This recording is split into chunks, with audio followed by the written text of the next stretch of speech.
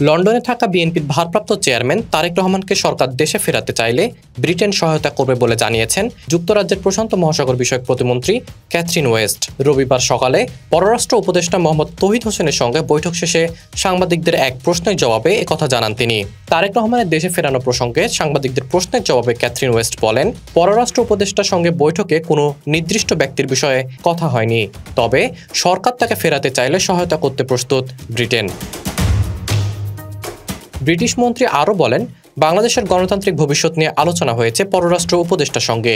এছাড়া বাংলাদেশের গণতন্ত্র ফেরাতে ডক্টর ইউনূস রূপরেখা ঘোষণা করবেন বলে আশা ব্রিটেনের। সেই সঙ্গে রাজনীতিতে সব দলের জন্য লেভেল প্লেইং ফিল্ড প্রত্যাশা করে যুক্তরাজ্য। 2007 সালে সেনা সমর্থিত তত্ত্বাবধায়ক সরকারের সময় আটক হয়েছিলেন তারেক রহমান। পরে তিনি জামিনে মুক্ত হয়ে 2008 সালের 11 সেপ্টেম্বর লন্ডন চলে যান। এরপর লন্ডনে থেকে রাজনৈতিক কার্যক্রম শুরু করেন। 2018 সালের ফেব্রুয়ারিতে বিএনপি চেয়ারপারসন খালেদা জিয়াকে দুর্নীতি মামলায় কারাদণ্ড দেওয়ার পর দলের ভারপ্রাপ্ত চেয়ারম্যানের দায়িত্ব নেন তারেক। এরপর লন্ডন থেকে তিনি দল পরিচালনা করছেন।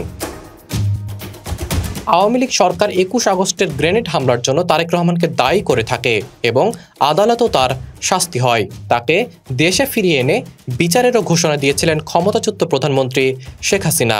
গত 5 আগস্ট ছাত্র জনতার অভ্যুত্থানে শেখ হাসিনা পদত্যাগ করে দেশ ছেড়ে ভারতে পালিয়ে যান।